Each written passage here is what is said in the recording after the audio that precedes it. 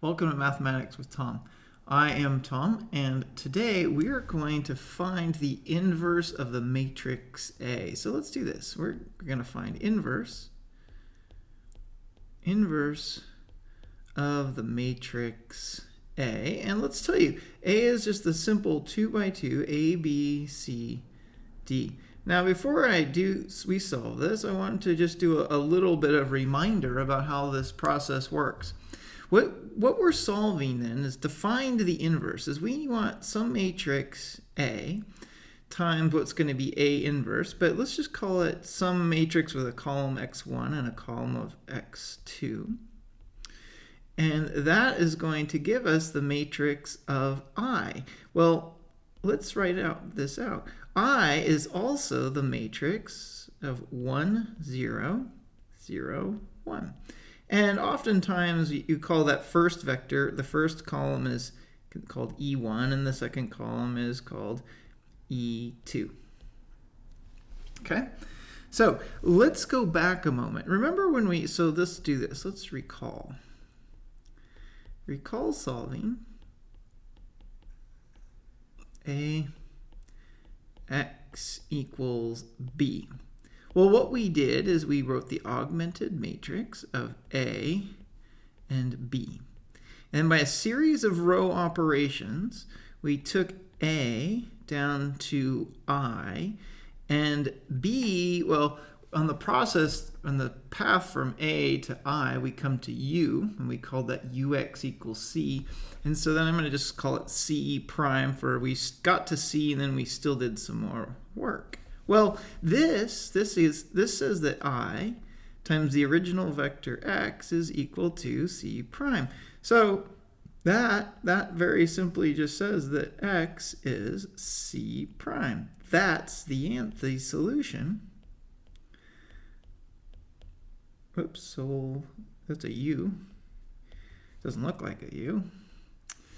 That's the solution to AX equals B, or in other words, A times C prime equals B.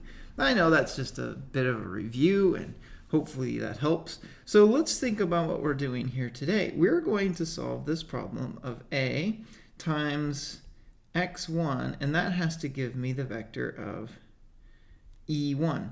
So this is going to be, we're going to start with the augmented matrix of A, E1. And when we row reduce this, we come to I. And then E1 has been changed. Well, when E1 is completely changed, let's just we'll call it A1 inverse, meaning the first column of the inverse matrix of A. And the next problem we had to solve is this problem when A times x2 gives me the second column of the identity, E2. Well, we solve this as the augmented matrix of A, E2. And we're going to work on our row operations. And through those series of row operations, A becomes I. E2 will give us the answer, and we'll call that A2 inverse. That's how this process works. And you don't have to do this 2 times because remember, the row operations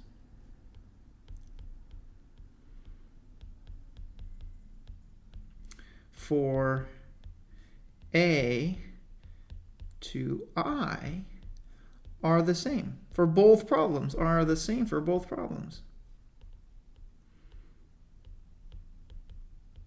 both problems.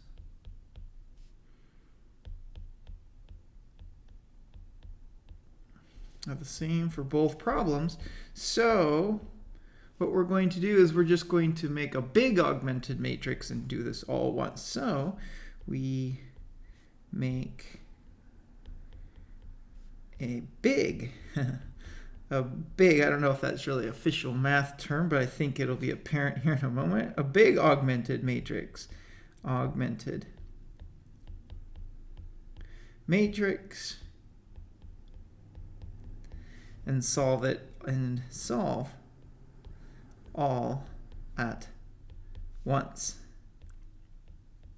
Okay, so here's what we're going to solve. We're going to start with the matrix equation. A is equal to I. In other words, this is the augmented matrix of A, B, C, D, and I like the little bar just to help me remind myself that it is in fact an augmented matrix, and I is 1, 0, 0, 1. So our goal is to get this into I on the left-hand side.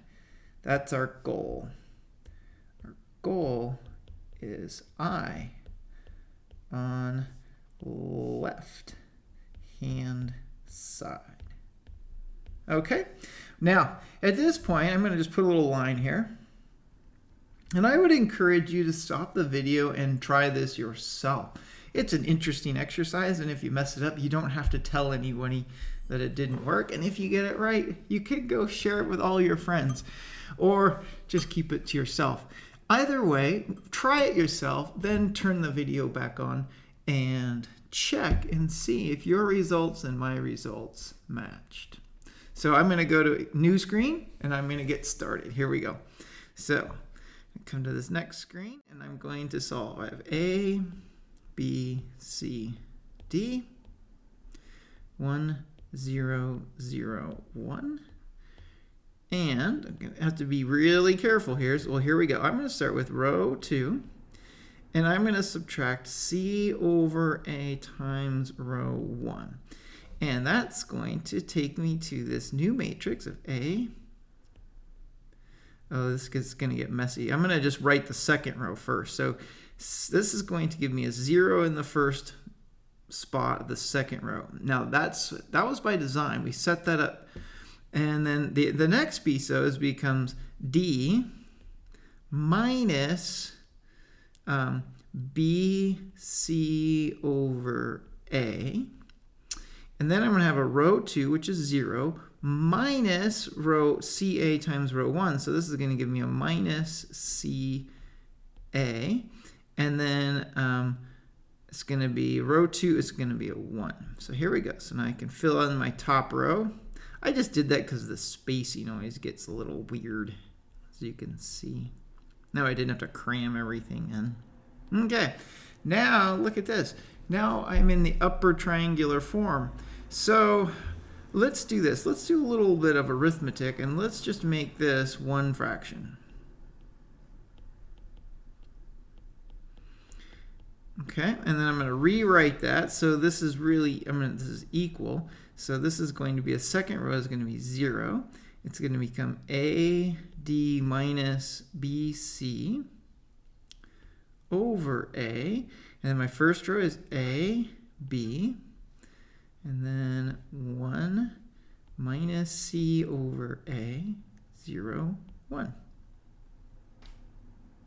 Okay, now this is my new pivot. This is a pivot. It's a big pivot. So we can play this either way. We could either multiply the whole row out by its reciprocal and then work on B. That might be the easier thing to do. Or we could subtract row 1, take row 1 minus some coefficient times row 2. I think I'm going to just go for the reciprocal. So let's take the reciprocal. So this is A over AD minus BC times row 2. And then let's see where that takes us. So my bottom row, or second row, becomes 0, 1. Now I get some big stuff. Now notice the A's are going to cancel when I multiply. So this is going to be a minus C over AD minus BC. And then I'm going to have an A over AD minus BC. And my first row is unchanged. It's A, B, 1, 0. Okay, I think this is working nicely. Okay, now don't let me make any silly mistakes. I have done that before, and no one ever says anything until after the fact. So help me out here. Now look at this. This is my pivot. This pivot is right? Is now we just made our pivot a 1. Well, let's use that. So now I'm going to take row 1 and I'm going to subtract b times row 2, and let's see what that gives me. So here we go. My writing is getting big, and I do that when I'm trying definitely not to make a mistake. So I have an a minus 0. So the first row is going to remain unchanged, a. Now I'm going to have a b minus b. That's a 0. I can do that. And then I'm going to have, oh dear, this is going to be row 1, which is a 1, minus, oh goodness, this is going to be a 1 minus, which becomes a plus, BC over AD minus BC. Did I do that right? So you had a minus. I multiplied it by a minus B. Okay, I think that's going to work. And then I'm going to have a row 1 is 0 minus, this is going to be a minus AB over AD minus BC. And my second row is 0, 1, put my bar in there, minus C over AD minus BC, A over AD minus BC. Oh yeah, we're getting close. Now before I launch into this, I think I need to clean up. Run out of margins. I need to clean up those fractions. So let's make that a common fraction. And if we do that, it really becomes, so 1 is AD minus BC plus BC. And the common denominator is AD now minus BC. And so it looks like that's just going to become an AD over AD minus BC.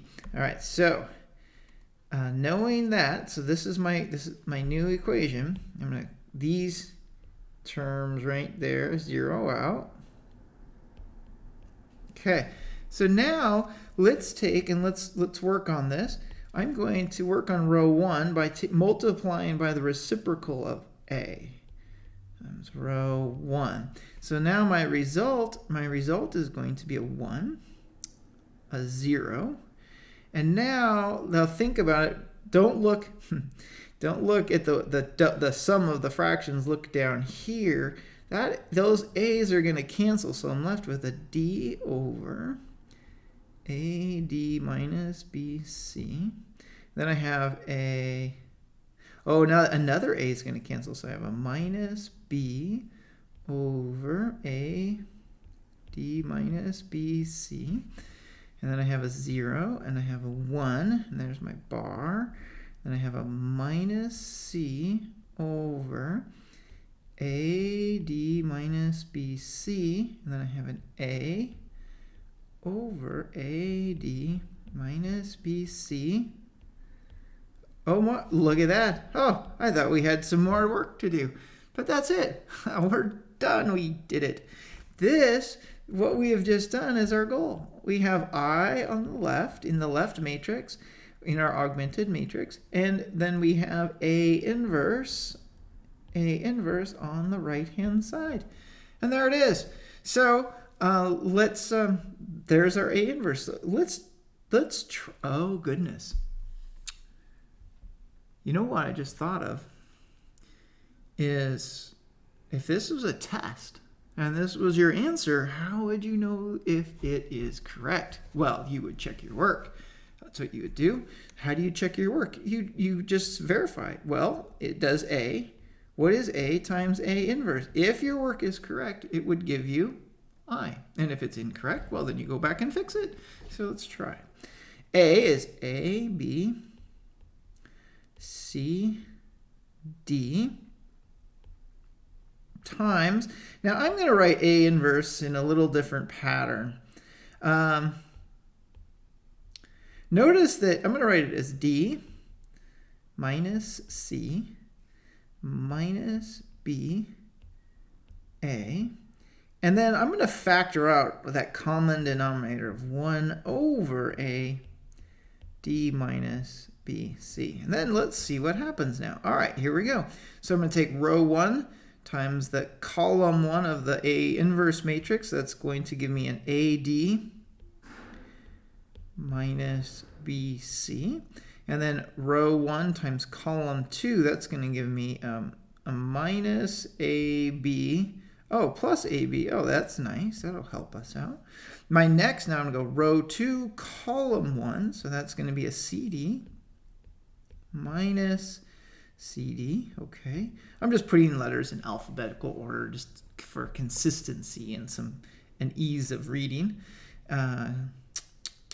Row 2, column 2. That's going to be a minus BC, minus BC. Oh, plus an AD,